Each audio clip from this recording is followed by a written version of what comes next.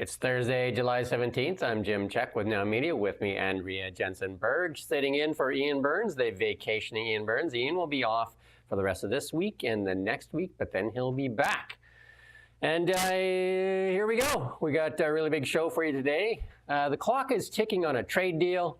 Tough talk on steel, but Bloc adamant on dairy trade protection. The election cost over $500 million. Climate Messiah claims world is ending.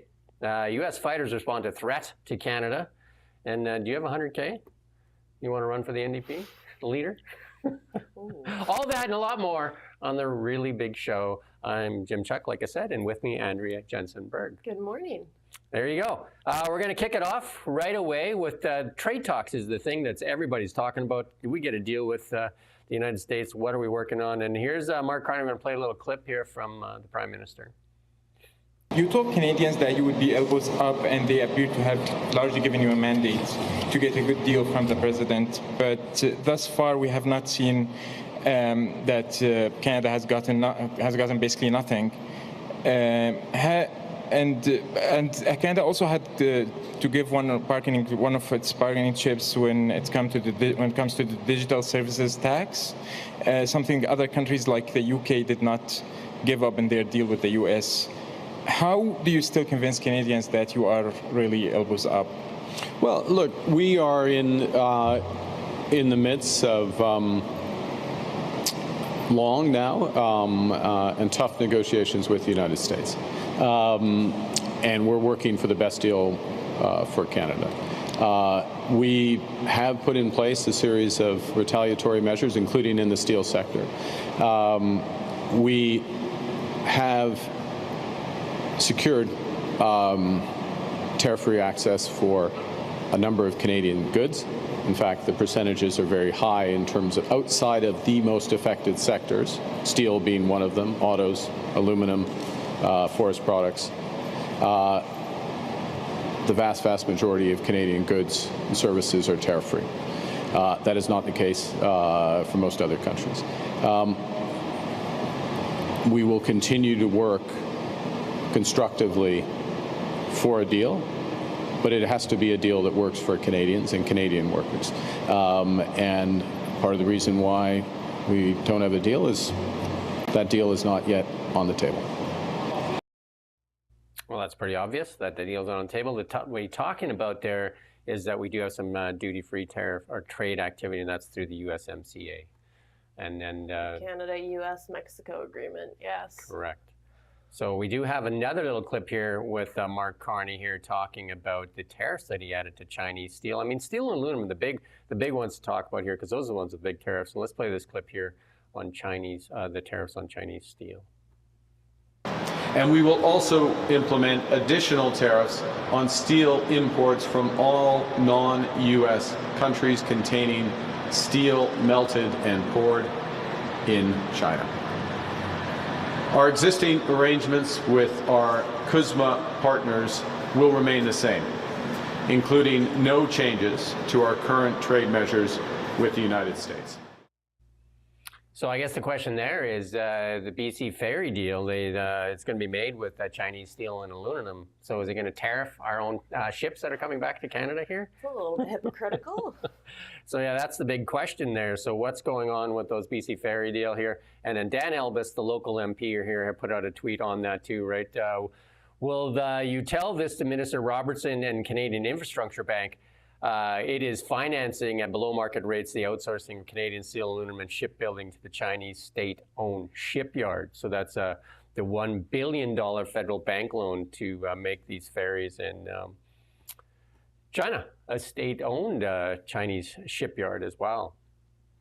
So Dan Elbis, there is a committee hearing on this, so they're going to investigate how this happened and how Canadian federal funds that are meant for Canadian infrastructure. It's from the Canadian Infrastructure Bank, and he's calling out Gregor Robertson, the minister responsible for the Canadian Infrastructure Bank.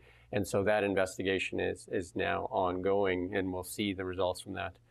See if we can walk back this decision to spend $1 billion. David Eby, well, it's more than $1 billion. The loan is just $1 billion.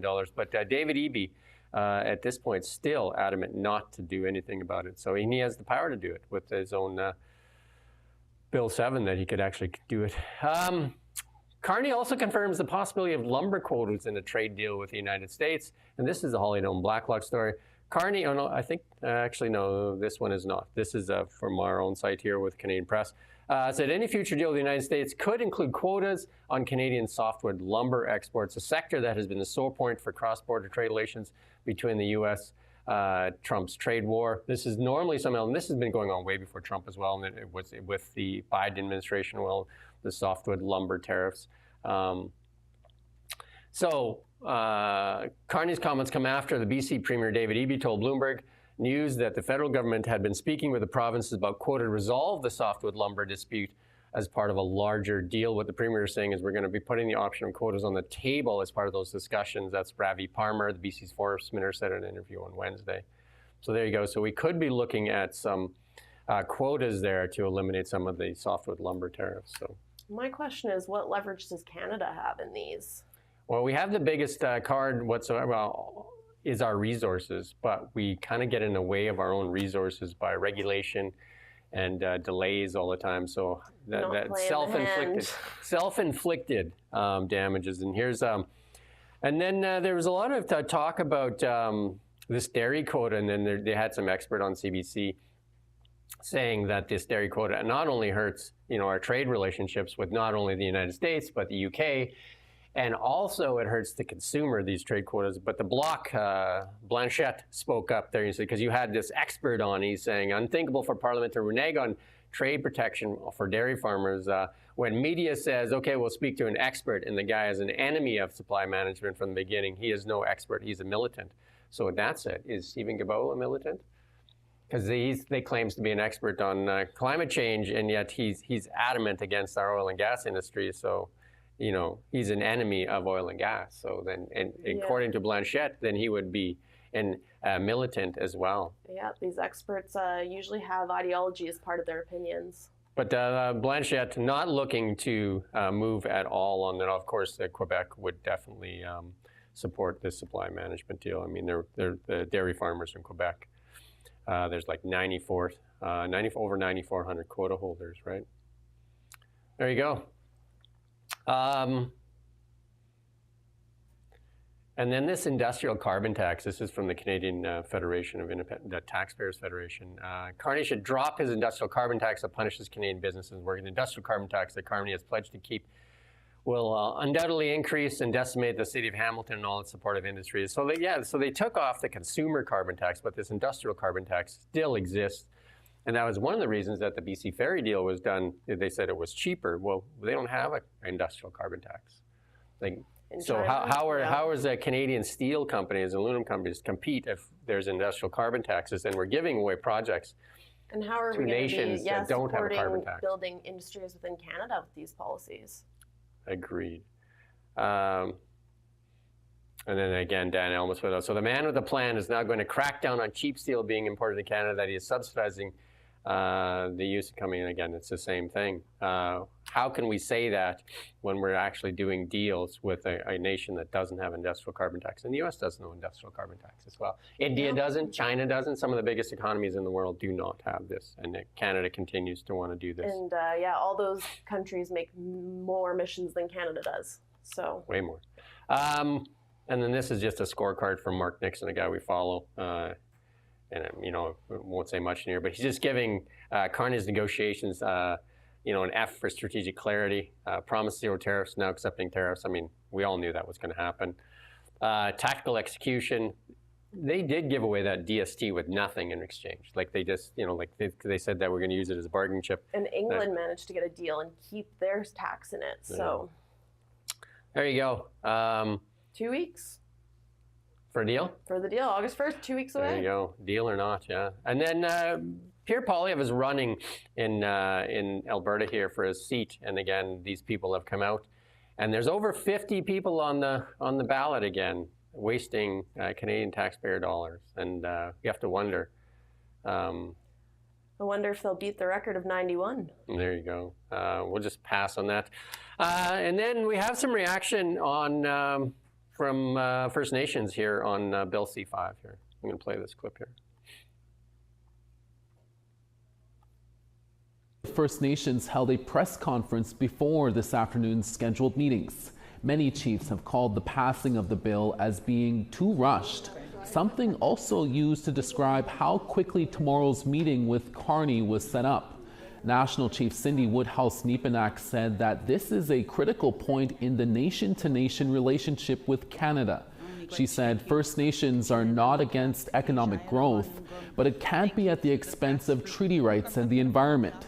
She also said the AFN stands united with Canada against President Trump's tariff threat. The National Chief hopes Carney brings something substantial to the meeting, like an announcement on infrastructure. They had a commitment to close the infrastructure gap to 2030. We need traction, and we need to see it on pen to paper with all of us agreeing to that, to close that gap. I think that's a start to this conversation. So we want to give them the benefit of the doubt that they come with something this week, because they can't come here and expect First Nations to accept the status quo any longer. Basically, what you get out of that is show me the money, and they have a right to say some of those things because like they've been promised a lot of things, like even clean drinking water, and a lot of that stuff has not come to fruition. So if Carney means business, he's going to have to come up with something, and he's going to have to fast track this stuff, because if we're going to get mired in court cases and regulation and all that stuff, we're going nowhere with Bill C5. I mean, if he wants to talk, get rid of Bill C69 and Bill C48. I mean, other than trying to make another regulation to override other regulations, and it just becomes a spider web of regulations. Yeah, it's a bit ironic that the bill meant to speed things up is now being so slowed down. There you go. And then we talked about this a little bit yesterday. The minister there, this public safety minister, Prime Minister Mark Carney defends his public safety minister, saying that the minister was transparent about the detailed situation, retains his confidence. It was a quick question, like, do you still, I was going to play the clip, but there's no point. He just basically said, yes, I'm confident in him.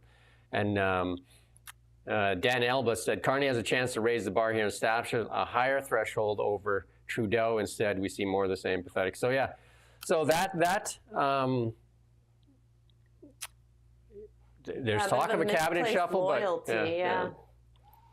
So we'll see where that plays out. Because the last time he stood by I think it was one with the Chinese interference there during the election there, he stood by the person until the RCMP said there's an investigation. Then the guy dropped on his own, but Carney didn't kick him out like he should have. That election that we just had in April, over $500 million. That's what it cost the Canadian taxpayer. $570 million, or about $20 for every voter. Yeah, and it's up like $1.50 from last election. Where does that $1.50 come from? $20. So wow, $570 million. That's crazy. Where'd all that money go? That's a lot of it. Anyway, that hijacking pilot, that Vancouver thing. Yeah, it turns out he's an environmental terrorist. So. Well, he calls himself a climate messiah. So Jesus of the sky. Bit of a synonym. Jesus of the sky, right? So he says this 39-year-old man is charged with hijacking, constituting terrorism over the incident where saw some NORAD, American fighters scramble, F-15's fighters scramble before the plane landed safely. He was an ex-pilot, this guy, or a former pilot. RCMP says the suspect had an ideological motive and alleges he's controlled the plane at Victoria International after threatening a flight instructor before flying to Vancouver. And images posted on social media depicting the arrest of the Cessna's pilot on the north runway of YVR showed a bearded man resembling the climate activist Kasim. In his Facebook post on Monday, he said that he's the Messiah sent to save humanity from climate change and usher in an era of world peace. So you're ushering in world peace with hijacking? That's amazing, yes. Right? Yeah, it's sad story. Being radicalized by the environment. So the means are supposed to justify the... and I'm not sure what this would have achieved. The end? Yeah, what was the end? Well, he's a crazy person. There you go. So like a lot of these climate activists are actually taken to the extremes and feel they're justified in doing this stuff. He described himself as the editor of a blog devoted to the impact of climate change on the Arctic It includes hundreds of posts since 2011, many of them technical, with the latest entry made on Saturday, and saying, will humans go extinct soon? And it's worth to note, people in the article are quoting him as being a very intelligent man. So, sad. I think some of it might be lacking. You might have a mental illness, screw loose or something. There you go. 60% of Canadians could face higher mortgage payments by 2026. That's according to the Bank of Canada. A new Bank of Canada report warns of a concerning trend for many homeowners over the next year. It's roughly about 60% of mortgage holders will face higher monthly payments when their loans come up for renewal in the final half of 25 and 26. Homeowners renewing their mortgage over the next 6 months will see an average increase of 10%. The report estimates, well, 2026 increase will see an increase of 6%. So that was back in Tiff Macklin during COVID there. At the end of COVID there, said Canadians can rest assured and go out and get that mortgage. We will not be raising interest rates into the foreseeable future. And then they, in dramatic fashion, unprecedented, raised interest rates 19-fold. Don't trust anything. Well, he is the #1 finance guy in Canada. You should be able to trust his advice. And he still has his job. So that in itself is a puzzle. Good. Yeah, cost of living going up in all aspects of Canadian life. No carbon tax, but hey, let's just call it something else. So Canadians are so accustomed to gas price fluctuation, they'll never notice a significant increase under new fuel regulations, says a federal briefing note. The Agriculture Department predicted the clean fuel standard by 2030 will add about 13 cents a liter to gas and 16 cents for diesel. But it's not a tax. It's the clean fuel standard, right? The climate change order mandates greater use of costlier ethanol and biodiesel and fuel blends. This clean fuel regulation are anticipated to increase the cost of gasoline and diesel. In 2030, Canadians who drive fossil fuel powered vehicles may see an increase between 6 and 13 cents for gas and 7 to 16 cents for diesel. Fuel prices are a result of several market factors. So yeah, they're saying, hey, people don't even really notice that the price of gas fluctuates so much, so we'll just slide in a little more, and we won't call it a tax, because that's what they said about the carbon tax. A Liberal MP said it's not a tax, it's a levy. Well, levy is a tax. Well, the consumer still ends up paying it. Yeah. So there you go, and that was a Holly Doan Blacklock story. Like, again, it's not a tax, but it walks like a duck, looks like a duck, acts like a duck. Does it quack? Does it quack? That's correct. And another one here where a Holly Doan Blacklock story. Record immigration accounts for 11 to 21% of inflation in housing prices, including, according to research, contradicts claims of racism by legislators who dismiss connection between shelter costs and immigration levels. Forever, Liberal MPs, including Mark Miller, said that if you dared say anything like that, you're just being racist, that if you linked the high levels of immigration. Supply and demand, right? You bring more in, there's going to be more demand. Yeah. You mean common sense? Now they're saying, oh, well, it actually did. But they did say at the time that was a racist attitude. Yeah, so the association tended to be more pronounced in large municipalities, of course, and 53 municipalities with a population exceeding 100,000 which together attract over 80% of the new immigrants. Most of the immigrants go to the city centers. Yeah, why would they want to go to cities. Fort St. John? That was only for dumb Canadians to go there. Right? I've been there. High Level, Fort St. John, Thompson, Manitoba, all those kind of places. But who would really want to go there, especially if you're coming from warmer parts of the world and you're just like, hey, would you like to go live in High Level, Alberta or Thompson, Manitoba? Welcome most people to Canada, are negative 40. Most people are negative 50. Yeah, but what's the difference between negative 50 and negative 40? Not a lot, right? Yeah, I suppose at that point you're frozen. Yeah, so it's crazy world. We got a clip here from the Canadian Taxpayers Federation here. Franco here, let's play a small clip here of all the waste and abuse here. You'll be shocked with some of the stuff he says. Is one of the worst waste offenders in the entire federal government, and that's saying a lot. But oh no, some former diplomats are worried about cutting global affairs spending. One former diplomat is worried that spending cuts would weaken Canada's influence. I mean, come on, folks. The government should be cutting wasteful spending overseas, and global affairs is a huge waste offender. Now, here's just a little taste of how global affairs is wasting your money overseas. Buckle up, folks.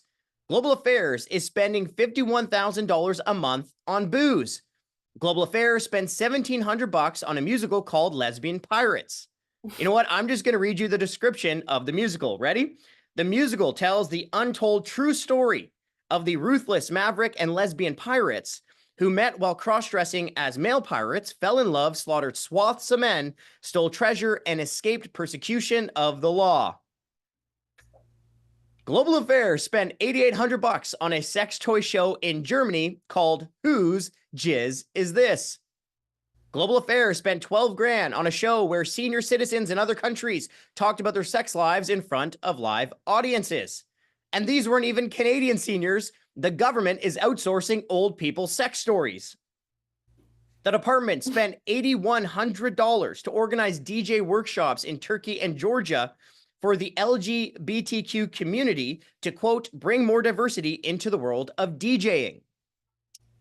And while many Canadians wait in pain for hip replacement surgery, our government spends $7.2 million for, quote, gender-responsive systems approach to universal healthcare in the Philippines.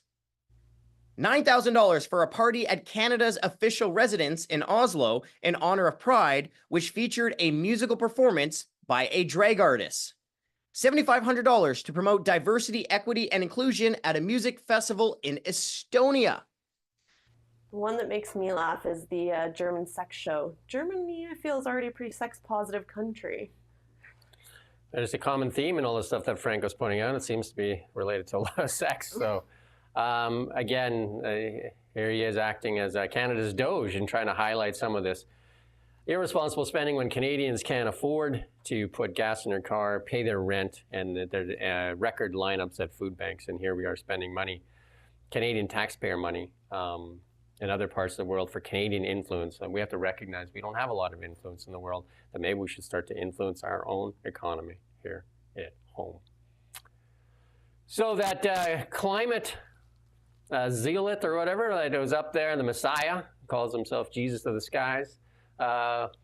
It was not Canadian jets that escorted him into the ground. It was American fighters, U.S. fighters scrambled at the Vancouver airport during that alleged hijacking. And they're NORAD. But Canada's jets are 40 years old. Yeah, it shows though where U.S. is always going to protect us. Well, they have a self-interest in that as well. It protects them, but we have to recognize that we need to start paying attention to our military. And Ezra Levant from Rebel News, obviously, he's very colorful in his thing there, sorry to say. Yeah, but Ezra, you can expect that from him for sure. A lot of Canadians are fed up, though, and this is a story on the National Post, and they're saying, after 10 years of Liberal rule, we no longer feel safe and secure in our country, and we have called home, and lots of Canadians are exiting to the United States.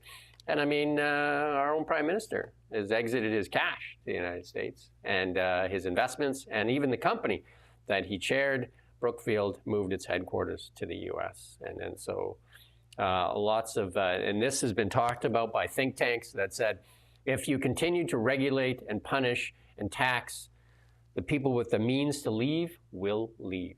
And that's what happens in many countries. Yeah. It's not... well, we punish our middle class here. We punish more than our middle class. We seem to be wanting to punish everybody. And they need to change that. This is Carney's moment. But if you want to make a change, you can run for the NDP. If you've got 100 grand, you can then run for the leadership of the NDP, the party that Jagmeet Singh basically destroyed with his 10 years of supporting Justin Trudeau, that does not even have official party status. But you can, or anybody out there, you can actually play the comeback role for the NDP. Yeah, well, it's a good fundraiser. I guess. I don't know who's going to run for it. 2026. There you go. To come up with the 100 grand. Maybe Ruby Dalla is going to do that. She's spent $350 running for it's a lot cheaper. The NDP is a lot cheaper than the $350 that they wanted for the Liberal leadership.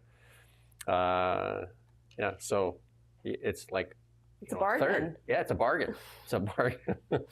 It's a party on fire. Yeah, you can go ahead and spend your money on it. There you go. We're going to move on to our international news here.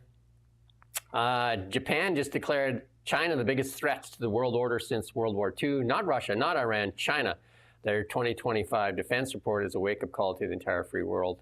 And Mark Carney also said that. The Prime Minister also said that the biggest threat to Canada is China.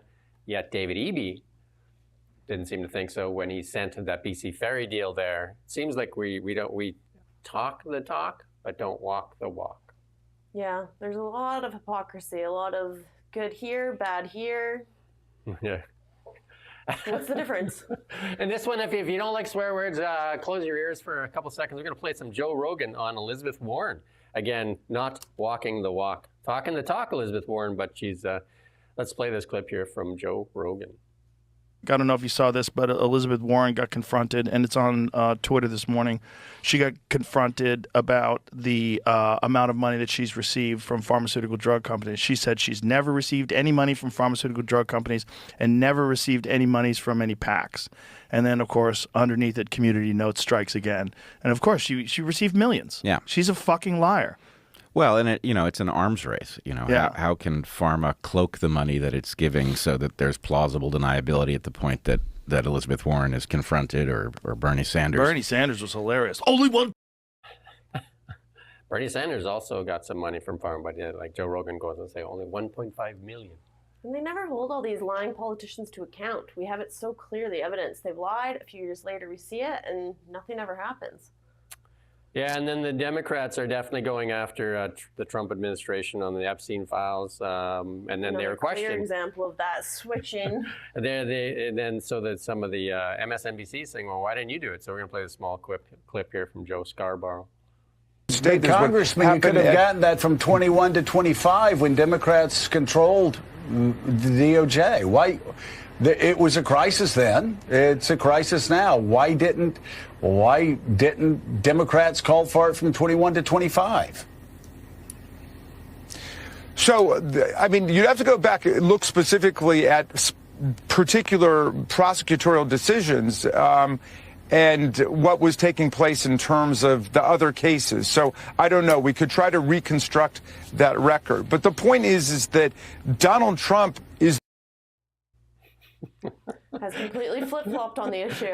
Just like, well, we were busy. You're busy. Okay. But then, this is what political rhetoric looks like, right? But moving on to something more interesting, the largest Mars rock ever found on Earth sells for $4.3 million, and they didn't disclose who bought it. I'm going to guess Elon Musk, or he's going to go get his own bucket of rocks at some point here. So an anonymous bidder has spent millions to purchase a meteorite that is the largest known piece of Mars on Earth.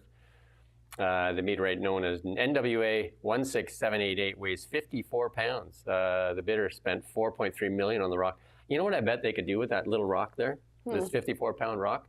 Carve it up into small gemstones and sell it for way more money than they're doing than that. Because who wouldn't want to buy a Mars rock? I guess the supply is going to stay low until Elon gets to Mars. So you got a bit of a monopoly on the Mars rock right now. Well, they can make synthetic diamonds. They're not going to make a synthetic Mars rock. So there you go. There's your opportunity. It's true. The guy's probably going to make his money back in spades. Remember that guy with that bought? I don't know if you followed that story. We did it a while ago. He bought that piece of art that was a banana stuck to a wall, and he bought it with crypto, and it was millions of dollars. Then he just ate the banana. Just showing how much money he made. How much money he made in the Bitcoin. Yeah. Here's some good news for British Columbia. The BC health minister put out a press release. So we've asked for an interview, so we'll see if we get it. So they got 780 applications in the 2 months in their campaign to the United States to attract healthcare professionals. Josie Osborne says more than 2,250 doctors, nurses, and other health professionals signed up for webinars and expressed interest in working in BC since March. So the bylaw changes implemented by the College of Physicians and Surgeons this month means U.S.-trained doctors can become fully licensed in BC without further assessment if they hold certifications from various American medical boards. That's been the holdup for a lot of the foreign doctors and nurses, right? Like just getting approved here, so they fast-tracked American doctors there. So that's exciting, and hopefully with so many people with the anti-Trump sentiment saying they're going to leave America, doctors come here. Well, it'll remain to be seen how many of these 780 actually pan out. But I mean, well, we must be paying less than the States, right? So what's the? Well, they say that they're very comparable now. So we'll see. Exciting. But also, the story that's plaguing Josie Osborne is this removal of access to the life-enhancing treatment for Charlene Pollock. One province over in Alberta, they're funding the same treatment for a child who's of the same age. There's no question. And then, they're calling for, the Conservative Party is calling for her resignation. And then there's a clip here from Josie Osborne when Oh, it's not working? We don't have the clip? Okay. Wrong link, apparently. But she's going on to explain that they're allowing the island health doctors and the facilities to be used to infuse privately funded medicine for Charlene Pollock. So she's kind of like, like going to look the other way, right? While this is happening. But it's a bad look. And then also adding to the bad look on this is there's a letter here from 13 U.S. doctors on the Batten disease, and have written a joint letter to Josie Osborne and saying that they got it wrong. So this is doctors from. Yeah, I'm not sure who gets the right to make that decision, live or die. Well, the BC Shouldn't be a NDP. decision. So anyway, there's 13 doctors, and they're from doctors from hospitals in New York, Columbus, Baltimore, Denver, and other places there. And they've made that statement. So this thing is a bad look for the NDP. This is a really bad look. And even some of the NDP, this is from Rob Shaw. I've also heard some in the BC NDP caucus are growing increasingly worried about how bad this looks on how it's handled, and the inability to explain it, the stubbornly wrong judgment from the top, and sticking. And this is the problem with the NDP and the Liberals, is they just don't admit when they're wrong. No, she's still struggling, this little girl. This is Eby's chance to look like he has a heart and come out and say, you know what, it doesn't matter what the rest of the caucus thinks. We're going to give this girl the medication. 100%. It's a bad look. It's such a bad look. It's just unintelligent PR, I think. It's just a bad look. And then this is a little hit by the CVSE here in British Columbia, and they did this is from Harman Bangu. They did some inspections, and over 500 vehicle defects have been located and addressed over a two-day interagency commercial vehicle inspection program. That's not just a stat, he says, that's a warning sign. But you see these CVSE vehicles when they pull over a truck. Mm-hmm. And a lot of these were really bad as well, right? So the standards for trucks, because those things are dangerous. We see so many trucking accidents here in British Columbia that take the lives of other people as well. Well, yeah, going up and down the mountains, that much weight, right? Anything malfunctions, you're done. Like speeding, passing, all that kind of stuff. And there's a ton of, if you drive Calgary to Vancouver, or Calgary to Kelowna, or Kelowna to Vancouver, you're going to see on those mountain passes just transport truck after transport truck. Yeah. Again, the second largest landmass in the world. Yeah. We're going to truck everything. 100%. Energies and everything. Energies and everything. There you go. And then the Liberal MPs from BC are meeting here in Kelowna as part of their summer retreat. I mean, and they worked really hard since they got elected. And they worked about 6 weeks, and then busy. So they got a summer retreat here. Break this year too. There you go. So they're working here on tackling tariffs, home unaffordability, and homelessness. All the stuff that they caused over a decade of virtue signaling and identity politics. Not my words, Chrystia Freeland's own words when she said that the Trudeau Liberals wasted 10 years on virtue signaling and identity politics. As if she wasn't a Trudeau Liberal. She said she didn't agree with all this stuff, but there you go. She seemed to be part of it. Towing the party line, I guess, yeah. We're going to move into markets. Here's Denison Mines, again, uranium stuff. They started production there. One of the uranium hot, obviously energy. You said that just a couple seconds ago. Energy is everything. Mm-hmm. And this is Denison Mines. Cameco is way up, actually, but Denison they have a joint deal with Urano, and they've actually started production there. Uranium mining operations using the joint venture's patented surface access borehole resource extraction, SABRE mining method. So, and Denison owns a 22% interest in it. They also have a lot of mining uranium resources here that they're kind of like that junior that's about to go into production too. So it's an interesting stock to take a look at. But Canada really strong in the uranium sector and energy. Again, Cameco, one of the world leaders, is also in Saskatchewan, and Saskatchewan, the hotbed for uranium stocks. Yeah, we're a resource-rich nation. Big news for Lululemon lovers. Lululemon is going to open a 300,000 square foot headquarters above the former Nordstrom at the CF Pacific Center in downtown Vancouver. That's a pretty big space, 300,000 office space. There you go, Lululemon. Yeah. There you go. Lululemon also has a store, quite a few stores, but they also have Lululemon Labs in Vancouver. There's only two of those. So you get, right? Where they actually, it's kind of like their test lab. I think their only other one is in New York City. So I've been to the lab one in there. So if you're a big fan of Lululemon, there they are, and they're a big Canadian stock. success story, although stock is off quite a bit recently. Stock's about half of its highs right now. So again, the tariff stuff. Taking over the Nordstrom American spot. So there you go. You can go to Lululemon. You can take your leggings back there, that pill on the inside that got Chip Wilson fired for his comments, his negative comments. And I think when they started pilling it was actually the outsourcing to China that started that whole... But markets in general up a little bit again. They're fairly flat, but they're all at record highs. The Dow's up this morning, Nasdaq's up, TSX is up. The board's green. The only thing that's not green right now is the global gold index. But gold was up a bit this morning as well, I believe. It's off a little bit right now. It's off about $8.70. And silver.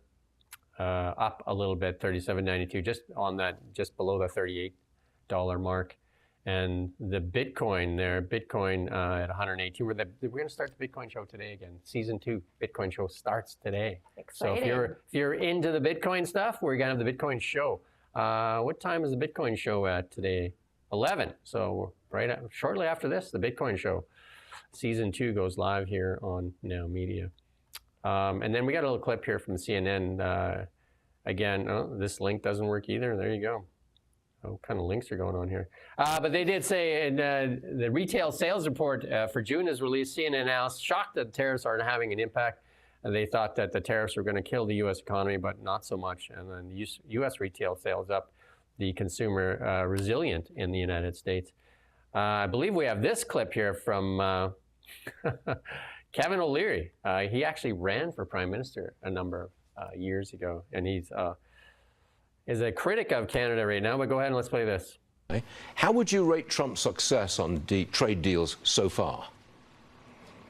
Where I think this whole thing is going, and so far I've been right, is that Trump is putting in place effectively a VAT tax, a value-added tax, a consumption tax, but he's not calling it that. Because when you start to see tariff rates between 10 and 12%. That's a reciprocal tariff on the European countries, the Swiss, the French, the British, the Canadians. It's the same thing. They have VAT taxes around that amount. A blended rate in Canada, which is a deal being negotiated as we speak, is around 12%. Some provinces 10%, some 5%. But the point is, if you end up seeing a deal with Canada flat, reciprocal at 10, that wouldn't surprise me. It would make sense to me, and it would also not damage business. And so I would give him high marks in terms of success. People do not like to watch the sausage being made. It's difficult, but Trump doesn't give a damn. That's obvious. And he's happy to roll the cameras while all this goes on in the White House. You've seen it happen dozens of times. But if we end up globally with a reciprocal 10, 12%, I think everything works out, and the market thinks that too. That's exactly why these indices are near their all-time highs. There you go. A lot of people saying that the markets aren't. The markets are all at highs, and that's the thing. And then, so the market's not really thinking this tariff's going to cause that much grief. But there are some industries that are suffering right now for sure. We need to get some of the regulation out of the way. If we want investment in Canada, we need to get some of the regulation out of the way and high taxation. Those are the key things, because otherwise we're going to continue to see that capital flow to the United States, and on also the brain drain to the United States. So that's, they need to, I'm sure there's, Mark Carney is sharp enough to see that. And we're going to talk about oil. Again, if we look at this here, West Texas Intermediate at $67, up about $1 this morning. And then Western Canadian Select down at $52.84. And Western Canadian Select sells at a discount. And a lot of that has to do because we only have one customer. The United States, because we don't have. If we had other places, it's some of the cheapest oil in the world, right? Because it sells at a discount because we have one customer, and that customer says, "You want to sell it or not?" That's why we got to get these pipelines going, open up the market. Pipelines. Where are the pipelines? Here's Elizabeth Warren again with a warning. CNBC put out this tweet that she says that if Trump fires Powell, the markets will crash. She's the ever doomsayer, this lady. She is. You know what? Her equivalent here in Canada. You want to guess who it is? Same name, Elizabeth May.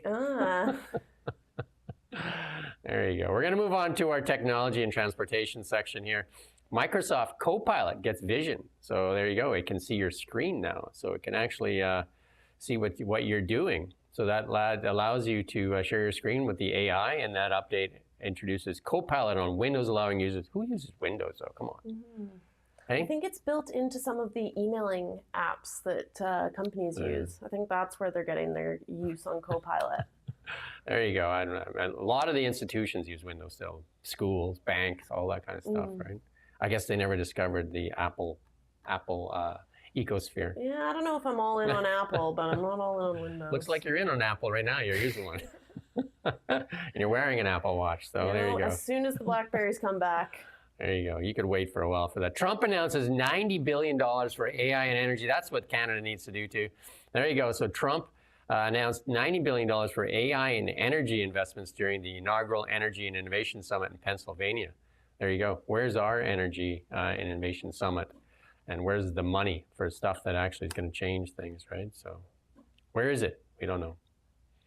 And then X, there's a lot of people that don't like X ever since Elon Musk took it over, but I use X. I think it's one of the best news sources in the world, and it's clearly like many things. And now it's even new research from Reuters, of all people, confirms not only is X the news powerhouse, nearly a quarter of the country gets its news here, it's also the most balanced audience in the business. And, you know, because if you go to CNN and MSNBC and those places like that, you're going to find that it's very left-leaning, and then Fox obviously is very right-leaning. In Canada, we don't have an alternative. We have CBC and CTV, which are mirrors of themselves and very left. And yeah, that is something Elon did for X, is that he allowed everything to be talked about again. He even let people with different opinions speak. Imagine that. Before he bought it, X was also becoming more left-leaning overall. I deleted my account actually back then, and I even had a claim to fame on there, and I actually had quite a large following, and I even had, what's her name following me? Paris Hilton. Paris Hilton. A few times. Yes. I should have sold the account instead of deleting it. Yeah, just for Paris Hilton's year, hey? That's right. I anyway, know what that's worth. Now I'm trying to build it back. So there you go. You can follow me on X if you'd like, just my name.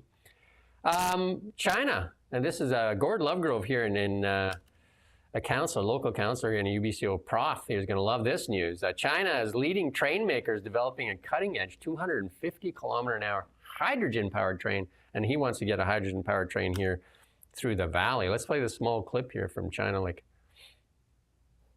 Yeah, we don't need the music. Pretty sleek looking. It looks almost like Gord Lovegrove's train. When we've done an interview with Gord Lovegrove a few times, but there you go. So a hydrogen-powered train in China. That's the thing about China. They don't suppress any industries. Like, they don't have a carbon tax. They never had a consumer carbon tax. And the President Xi said he would never impoverish his nation by imposing a carbon tax on his people. But they're creating solar energy, creating hydrogen trains. Like, I mean, they're creating a equivalent of a nuclear power plant per month with solar energy. And here we are suppressing our oil and gas and LNG. Like, they use everything. They use oil and gas, they use LNG, they use coal, lots of coal from Australia, and solar and wind and nuclear, and because energy is everything. There you go. And this is I invented this back in high school. And I said, and they stole my idea. China stole my idea. And I thought, like when you had the pea shooters, remember they used to sell the long ones? And if you put a pea in there and blow through it, the speed that thing, and this is exactly what they're doing. They're using a maglev train in a vacuum tube, and they're getting 1,000 kilometers an hour. Basically like a pea shooter. Yeah. And they should do that in Edmonton or in Alberta, Calgary to Edmonton. If you just did a vac tube like that. It's all flat. You can get from Edmonton to Calgary in like minutes. I wonder if your insides would fly out at that speed. 1,000 kilometers an hour? No. Yeah. You don't think so? No. Jets go faster than that. Jets go faster than that. Yeah. So there you go. Wow. Fast jets we got around. There you go. Not Canadian jets. Here's big news for you in health. You ready for this? Donald Trump, big win. One of his big famous brands is Coca-Cola. He loves his Coca-Cola. He doesn't drink alcohol or do drugs or smoke cigarettes, but he is a Coke addict, a Coca-Cola addict. Switching to cane sugar, I'm guessing, instead of refined sugar? I don't know. So Coca-Cola is I was also a Coca-Cola fan, doing about 5 or 6 a day. I was 60 pounds heavier in my Coke my phase? pre-Coke life. But I would even drink the Pepsi though. I wasn't like so stuck on Coke. Oh yeah, so. if I'm gonna treat myself to a pop, I'll make sure it's Coke. I'm not a Pepsi Really? girl. Yeah. I'd do either. If you're gonna do it right. Do it right. There you go. Andrea and Donald Trump, Coke fans. Coca-Colas. Coca-Colas, yeah. Coca-Colas. Yeah, that's a good correction. There you go. We're on to our fun section here. And are you serious? And Joe Biden states he absolutely would have approved all the president's pardons had he known about them. Poor man. And the sad thing is he probably would say that, actually. Yeah. He said, if somebody would have told me, I would have done it. And then... a bit addled these days. And then they're going to play this here clip here from the Prince. Ready? Play this clip here. How many of us feel battered, helpless, in the face of the seemingly endless stream of disasters and devastation? I understand. This has been a painful year in a painful decade. We're living through a pandemic that continues to ravage communities in every corner of the globe. You're talking about climate change there, and they pointed out there as he flies to New York on a private jet, arrives in a motorcade, and then complains about climate change. Again. Yeah, he's always sad, Harry. Hey, enjoy life. You're rich. And then this is the poster lady for the Democratic Party in the United States. She looks like she's from New York. Well, she's an elected official. Oh, what? Yeah. Well, it looks like they at least photoshopped on the glasses. I like the glasses. Hair. No, the glass. That's the real deal. Well, you know what? Everyone's entitled to their own fashion. I like the choices. glasses. I can rock those glasses. I get made fun of these glasses. People make fun of me and call me what's that? Some 4 eyes. No, like there's a lady that was Sally Jesse Raphael that used to rock the red glasses. Yeah. I think I've been accused of that a few times of being the Sally Jesse Raphael. Well, but you're on in the mornings. And then PBS getting defunded, right? And it turns out all Sesame Street characters are now going to force to move in with Oscar into his garbage can. Sad that we've driven the Sesame buddies to homelessness as well.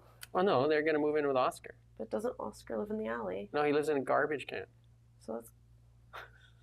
Okay, well then I guess we've got some non-homeless people here that are living. But Oscar chose to live in. And this one here, this one here is sad at the same time. This is again in the Are You Serious section. This is got blown up on the internet here, and this lady felt dehumanized. I think I listened to her clip here.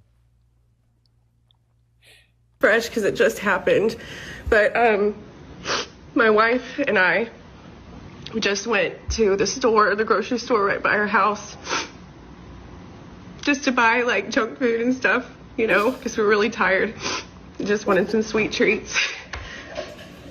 And we were walking down an aisle, and there were like 2 guys that walked up next to us. You know, Peyton like walked away. My wife walked away for just a second, and